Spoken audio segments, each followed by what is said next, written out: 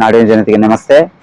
ಬಳ್ಳಾರಿ ನಗರದ ಜನಪ್ರಿಯ ಶಾಸಕರಾದಂಥ ನಾರಾ ಭರತ್ ರೆಡ್ಡಿ ಅಣ್ಣನವರ ಹುಟ್ಟುಹಬ್ಬದ ಶುಭಾಶಯಗಳು ಕೋರುತ್ತಾ ಕಾರ್ಯಕ್ರಮಗಳು ಈಗಿಂದಲ್ಲ, ಅವರು ಟಚ್ ವಾರ್ ಫೌಂಡೇಶನ್ ವತಿಯಿಂದನೂ ಹಲವಾರು ಕಾರ್ಯಕ್ರಮಗಳನ್ನು ಮಾಡಿಕೊಂಡು ಬರ್ತಾ ಇದ್ದಾರೆ.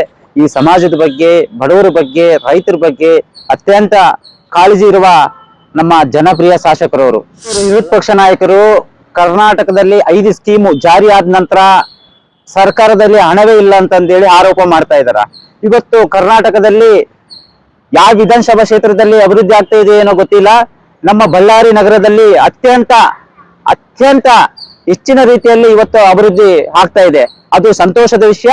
ನಾವು ಇಂಥ ಒಬ್ಬ ಶಾಸಕರನ್ನು ಪಡ್ಕೊಂಡಿರೋದು ನಮ್ಮ ಬಳ್ಳಾರಿ ನಗರದ ವಿಧಾನಸಭಾ ಮತದಾರರೆಲ್ಲರೂ ಪುಣ್ಯವಂತರಂತ ನಾನು ಭಾವಿಸ್ತೀನಲ್ಲ.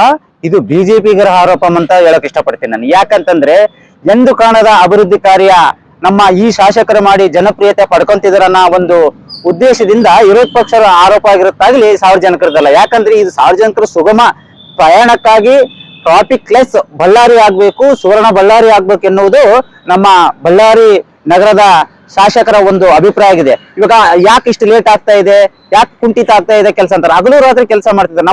ನಮ್ಮ ಶಾಸಕರು ಹೇಗೆ ಅಂತಂದ್ರೆ, ಯಾರೋ ನಮ್ಮ ಬಿಜೆಪಿ ಸರ್ಕಾರದಲ್ಲಿ ಒಂದು 40% ಕಮಿಷನ್ ಬೇಸಲ್ಲಿ ಕಳಪೆ ಕಾಮಗಾರಿ ಮಾಡುವಂತದ್ದಲ್ಲ.